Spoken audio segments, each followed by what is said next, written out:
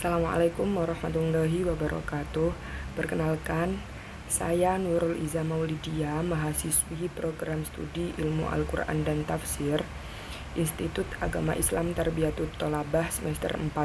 Pada kesempatan ini, saya akan menyampaikan sedikit terkait kewajiban belajar dalam perspektif Islam, serta urgensi mata kuliah tafsir ayat dan hadis pendidikan dalam pengembangan keilmuan prodi ilmu Al-Quran dan tafsir.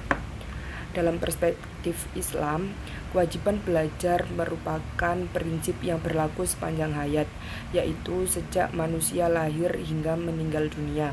Hal ini menunjukkan bahwa menuntut ilmu bukanlah aktivitas yang bersifat sementara, melainkan menjadi bagian penting dalam kehidupan manusia.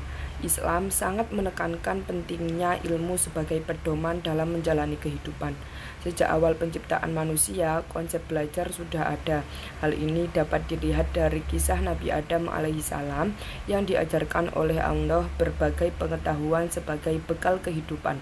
Secara umum, proses belajar dimulai sejak usia dini. Meskipun dalam beberapa aspek seperti kewajiban ibadah mulai ditekankan pada usia tertentu sesuai dengan tingkat kesiapan individu.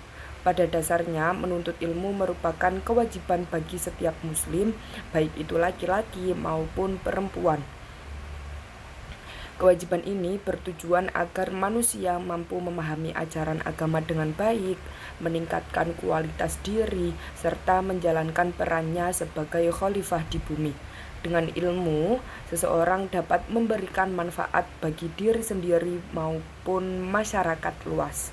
Selain itu, dalam konteks formal di Indonesia, kewajiban belajar juga didukung oleh program pemerintah seperti wajib belajar 6 tahun dan 9 tahun.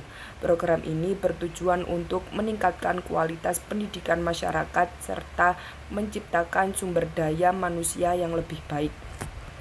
Selanjutnya, mata kuliah tafsir ayat dan hadis pendidikan memiliki peran yang sangat penting dalam pengembangan program studi ilmu Al-Quran dan tafsir. Mata kuliah ini tidak hanya memperluas wawasan keislaman mahasiswa, tetapi juga melatih kemampuan dan memahami serta mengaplikasikan nilai-nilai Al-Quran dan hadis dalam bidang pendidikan. Urgensi mata kuliah ini dapat dilihat dari 3 hal utama. Pertama, memperkuat kompetensi akademik dan metodologis mahasiswa, seperti kemampuan dalam melakukan tafsir tematik, memahami konsep pendidikan secara tepat, serta memilah hadis yang sahih sebagai dasar pendidikan. Kedua, mendukung pengembangan kurikulum dan profil lulusan, sehingga mahasiswa ilmu Al-Quran dan tafsir tidak hanya menjadi ahli tafsir, tetapi juga mampu berperan sebagai pendidik dan akademisi yang relevan dengan kebutuhan zaman.